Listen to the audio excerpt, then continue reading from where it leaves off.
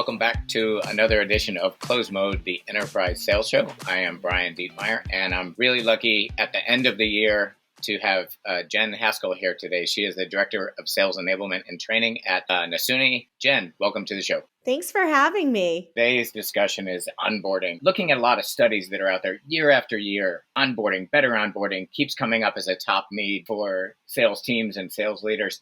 Why is this thing like this perennial problem? What are the top 2 to 3 reasons you think onboarding doesn't appear to be working? Well, I mean, to narrow it down to 2 or 3 reasons, like I can definitely do that, but there's a whole lot of reasons why, onboarding falls short a lot. I think the first one is I look at onboarding and it happens in 3 phases at every company, whether they acknowledge it and they're prepared for it or not. There's the onboarding that's more of the corporate onboarding for all employees that HR does. Okay. If you're lucky and you're in a sales organization and you have a dedicated sales or technical function, then there's the onboarding that comes from that side of enablement. Okay. And then, of course, there should be the enablement that managers are doing, right? Okay. Yeah. And I think a lot of companies fall short on making sure that those 3 areas of the company are creating an onboarding for their new hires that is seamless. Most of the time it ends up seeming like they're siloed, and then they end up conflicting with each other for time and attention from that new hire. Yeah.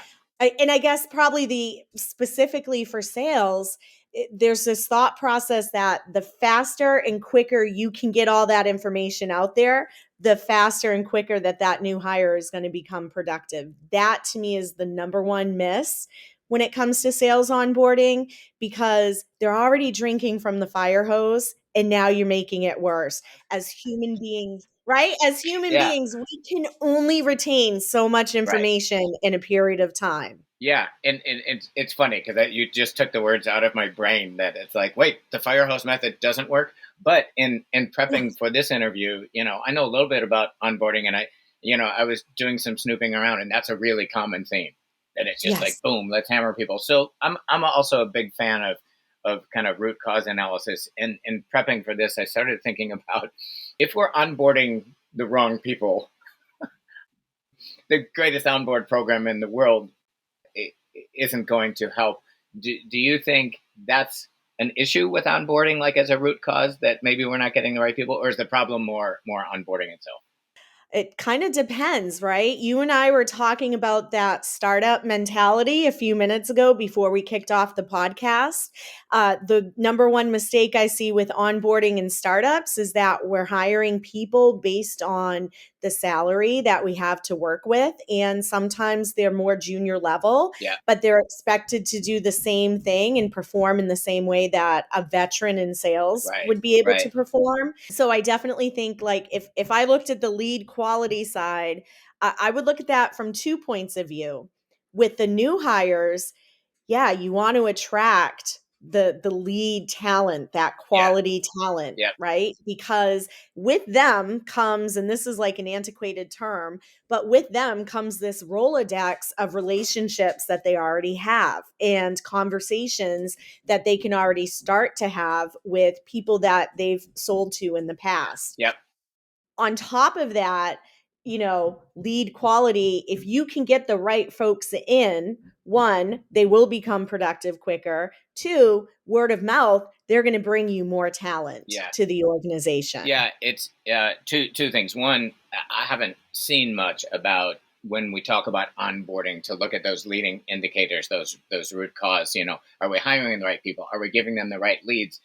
And I feel like this should be a more holistic, if we're going to do an analysis about why is it taking so long to get people up and running. But I want to go back to your Rolodex comment. We may have to, I love that you used it. And I bet there are people who don't know what that is, especially some of these hires. One of my partners, before a company meeting we had a few months ago, went into I don't know, Best Buy or something, and asked one of the sales reps where their flip charts were. Had no idea what a flip chart was. Right? And I think it was an Office Depot. So I was like, wow, has it really changed? Did COVID change that much that people don't even know what a flip chart is? So anyway. I mean, think about in the next, what is it? Oh my gosh, it's almost 2024. And I think 6 years ago, I did this keynote at a sales enablement society event, and I talked about the future of leadership. And I remember making a statement that said by 2025, like half the Fortune 500 companies were going to be run by millennials. Yes. We're there, right? And when Yes. we think of millennials, and I love millennials have been one of my favorite groups to onboard. They're like sponges, Yeah. but they've also had technology since day one. So when you say things like Rolodex, to them, that's their connections on LinkedIn Sales Navigator, right? When you say flip charts, to them, that's OneNote. Yeah. I've had people like deliver training to them before, and they're like, oh, so and so wasn't paying attention. They were on their laptop the whole time. And I'm like, did you ask them if they were emailing?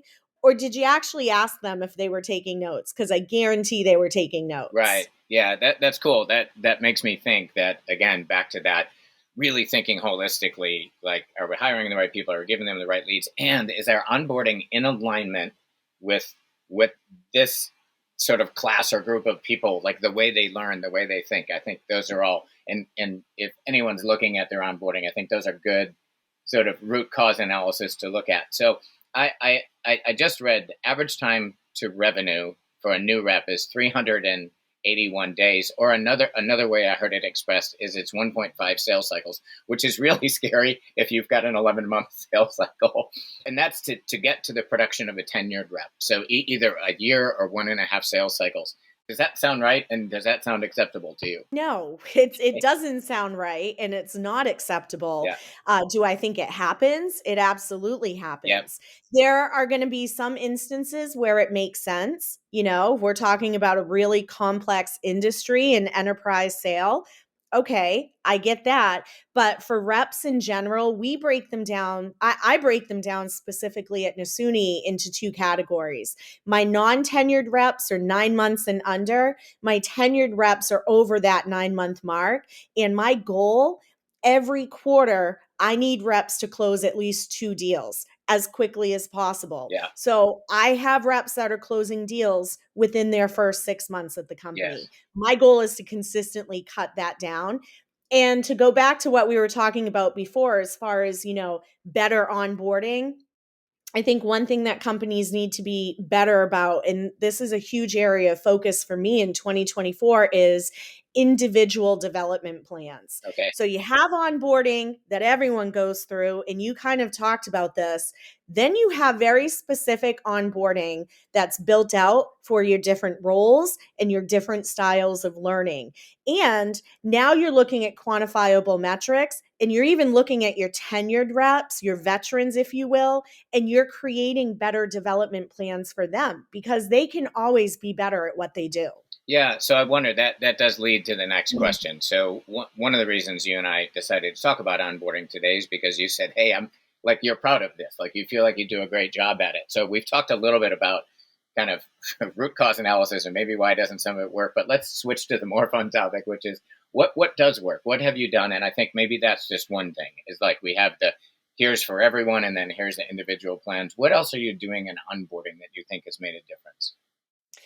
We're doing pre-learning. So we have stuff that goes out to our new hires the moment they accept their offer.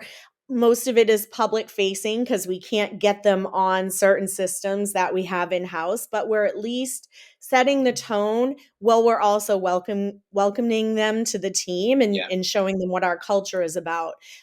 That moves the needle a little bit because they start to have more connection points on day one. To me, the most critical thing is the 30, 60, 90-day plan. And it's laying out for them, hey, your first 30 days, this is what you have to do. And if you could do that week over week, Yeah. that helps. But for me, it's more of a guideline.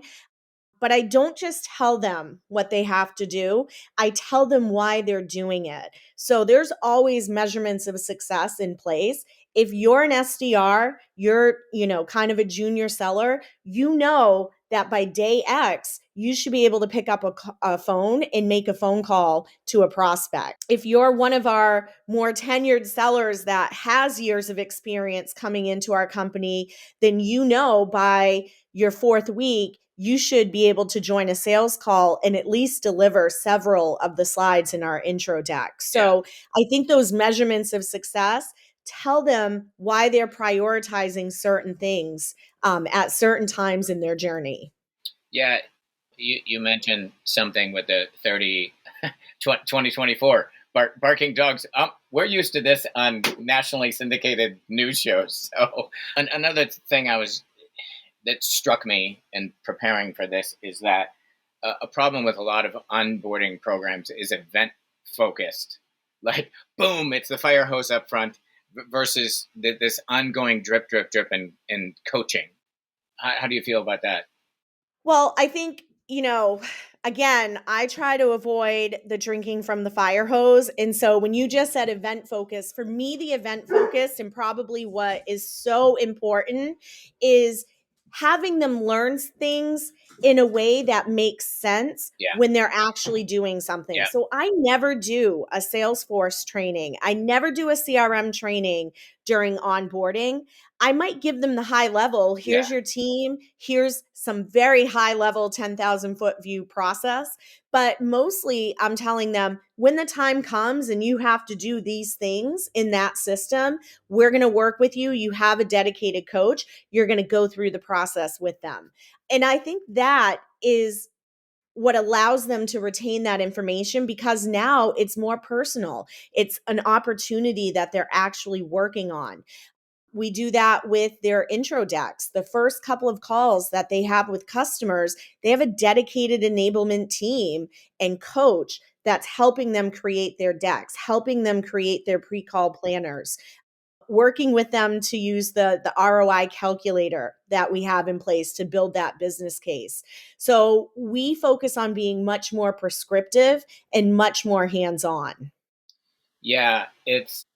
I was having a discussion with Alyssa, a friend of mine who runs global enablement for Checkpoint, and she talked a lot about context-based stuff. Just we were Yes. talking about learning in general, but that's what just struck me about what you just said. That kind of support is that's in context. It's this call, it's this deck, it's this conversation. Yes. Yeah, Yeah. And, you know, people that join Nasuni, I tend to get pretty positive feedback about our enablement function.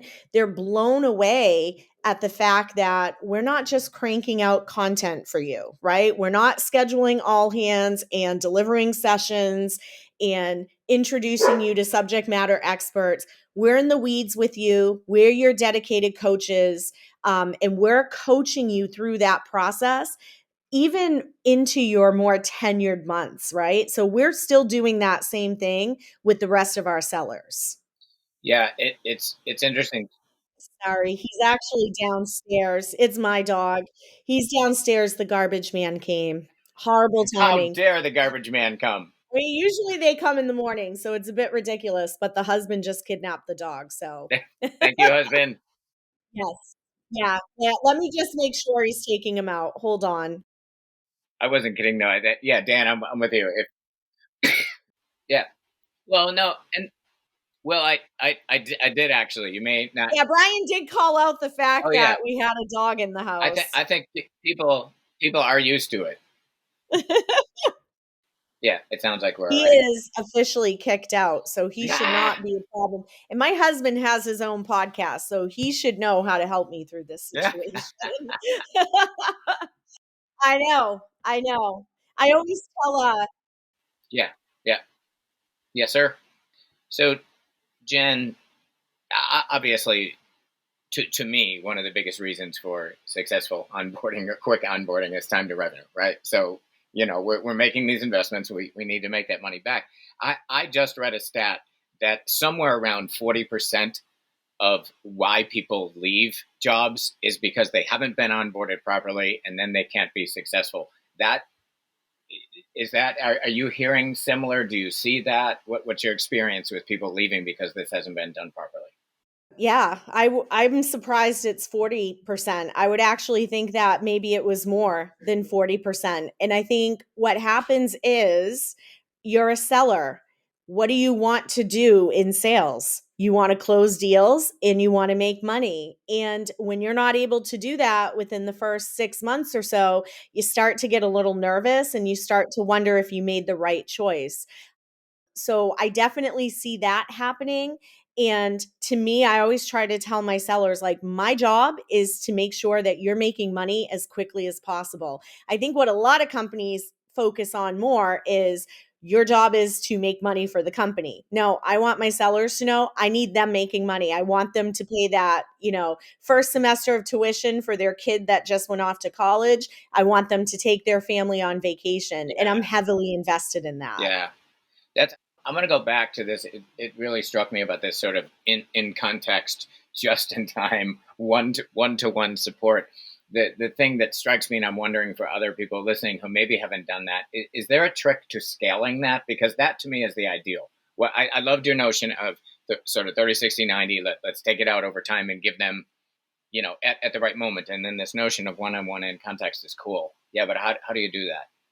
Well, one way that we do it is we have technology that allows us to take a look at the conversations that our reps are having with customers. So, the first thing I did when I joined Nasuni, and one of the reasons they brought me in, was to choose a call recording software. And, it's not Big Brother is watching. We don't want to hit our culture in the sense that they think we're always looking for them to do things that are wrong. Instead, we empower our sellers and we say, hey, tell us about the calls that you had this week and share with us the moments that you thought went really well, but share with us the moments that you're not quite sure if you nailed it. And what they're doing there is now they're enrolling us as the coach Yeah. into helping them. And that's been a game changer because I know every single conversation that my new hires are having, and I can follow up with them and be more prescriptive on what I think they could tweak or change in the upcoming conversations.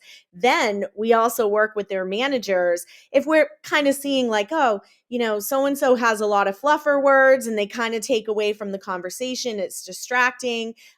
We don't feel like they really have a grasp of the value messaging. Again, we go back and we have a prescriptive plan of how we're going to turn that around. Excellent.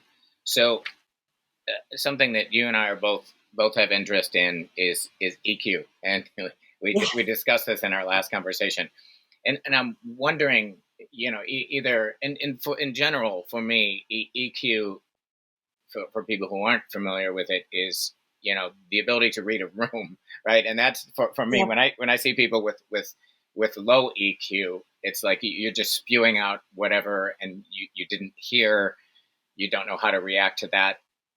Is that teachable? Should that be part of onboarding, especially for sales reps?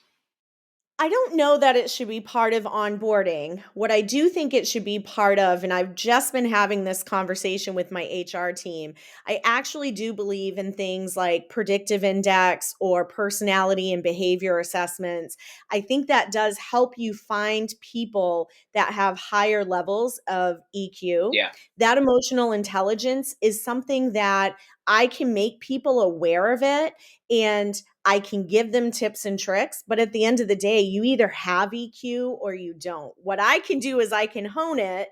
You know, Flip side of that, though, I do have to teach managers how to have high levels of EQ. yes. They typically have it, but they need to be better at tapping into it, especially in sales. Most of my sales managers have become people managers because they were very effective at selling, not necessarily effective at managing people because it's their first time. Yeah. So, in that sense, if I'm onboarding a new manager, then yes, EQ is part of the conversation.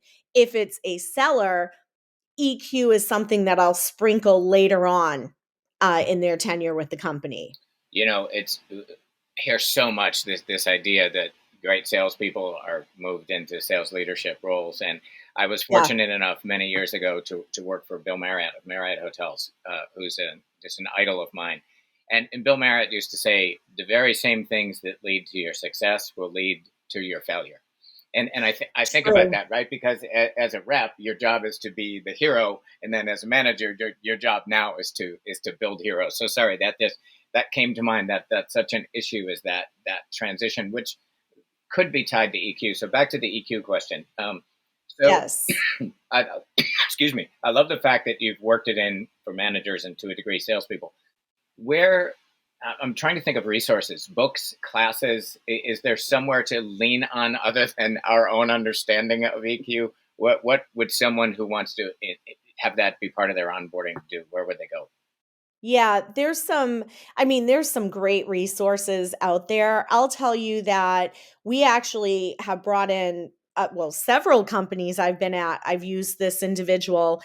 Keith Rosen is out of New York, and he does this really wonderful leadership training Okay. for coaching your sellers into more effective coaches, sales coaches. And he talks a lot about empowering your direct reports by enrolling them in conversations. So rather than showing up and saying, "Hey, I've got feedback for you," and then just giving them the feedback, you should be using a completely different approach. It should be like, "Hey, I've observed some things and I have some suggestions where I think we could get you over the hump, or I think we could get your ASPs up, or I think we could help you have even more effective conversations. Are you willing to have that conversation, and what time works best for you?" Those are the emotional intelligence things that will go a long way, because now what you've done is you've given that seller the option to say, "Yes, I'm ready to have a conversation," or, "Let me think about that. Maybe we could do it during our next one on one." You've completely broken down that initial wall of defensibility that most people have when you catch them off guard. And then there are some other great resources out there. There's a lot of books. I think about going through my undergrad, and so this book is probably 30 years old, but the leadership guide, it's Mhm. still relevant. If you go through that college textbook, there's a lot of good call outs to self-awareness, situational management. And then the 1 Minute Manager, I don't know if you ever Of read that, course. but Yeah. such an easy read, but so full of nuggets that remind you, find the moments that people are doing things right more than you find the moments where somebody is missing the boat. Yeah, I love situational awareness. That's an easier way to describe EQ. I think I call it reading the Yes. room, but yeah, it's Yeah. like it's But it is, right? Reading the room is really a subcomponent of correct, that. correct. And how do you be in sales, and how do you be successful in sales if you can't read the room? Reading the room is what allows you to make those pivots and to call those audibles that you sometimes need to call, Yeah, which is much more difficult nowadays when we're not necessarily in person in a conference room every conversation we're having. yeah, and not likely to ever come back the way it was. Probably not, right? I mean, the trend was this was going to happen anyways. It was going to happen a little later, around 2027, and everything sort of got fast tracked because of the Yeah. pandemic, but this was always going to happen. And so now we just need to hold ourselves accountable for making the best of the situation and being just as effective virtually as we are in person. So I'm thinking back to kind of summarize a few of the things we talked about. I brought up the point about root cause. If your onboarding's not working, let's look. Are we getting the right people? Are we giving them the right leads to Mhm. succeed? The kind of leading indicators. And then you talked about ongoing, sort of just in time, the 30, 60, 90, rather than the fire hose up front. And I love the piece about like the individual in context. We're getting ready. We're working on an opportunity, and you're going to be coached. And you talked about leveraging technology to do that. And the other one I would add, if your onboarding's not working, is maybe look at the how current is it based on the kind of people that are coming Yeah. into your organization right now? Is it in alignment with millennials, or was it built in a time that no longer exists? And you just made me think about something else. Was it built in a time that was pre-COVID? And are you just building on that Exactly. legacy practice? Because if it's not relevant for the kind of human and the kind of environment we live in, that's going to be a problem as well. I have a great onboarding plan. Of course, I'm biased. It's my plan. I built Yeah, it. But I don't ever make the assumption that it's good in 6 months, a year, 18 months. You have to consistently look at your reps' performance across the board, identify what good looks like, and who, if you had a choice, if you could like duplicate their behaviors and their patterns throughout the organization, who is that? And then how do you pull that tribal knowledge in their best practices and then transfer that?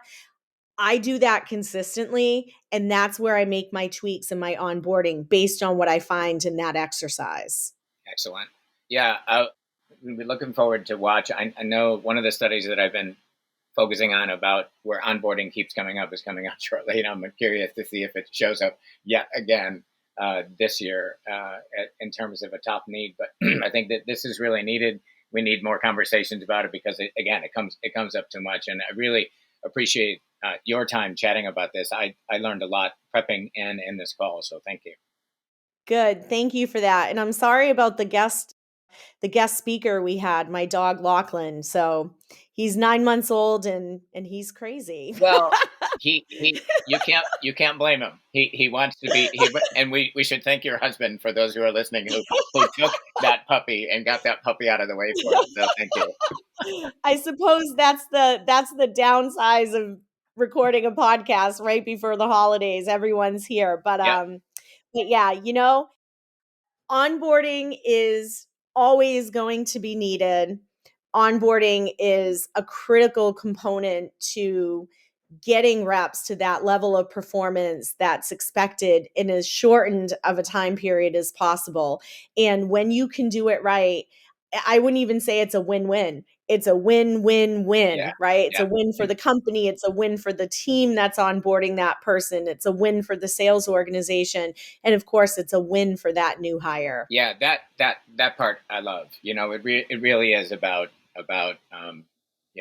fees for school, car payments. I mean, that's for the yeah. We owe it to people to help them get there if they put their trust in We us by do. coming and working for us. I think that's a great underlying reason to do this well because we clearly we need to get better at it and we need more of these discussions. So I And will. sometimes you have to like flip the thought process. It's, you think of that and you're like, "Oh, well that's all well and good." Well, the other thing that I would say is look at the risk of not having a good onboarding. It's not just that you lose someone that you invested a lot of time and money to bring to the team. It's also when they do leave, the time it takes to have to go through the process again is time that you don't have someone in that seat generating revenue for your company. So, at the very least, you've got to find the right talent, you've got to cultivate that, and you've got to keep that around. Yeah, yeah, I agree. It's I've said it a couple times. It's kind of it's a massive issue, and it's frustrating to me that it keeps coming up, and we need more best practice sharing around that to make it better. So that this is a great start. So thank you again. Yeah, for as you said, it is the end of the year. It's not. Most of us are pretty busy year end, so thank you for your time. Oh, I'm happy to be here. Thanks for having me.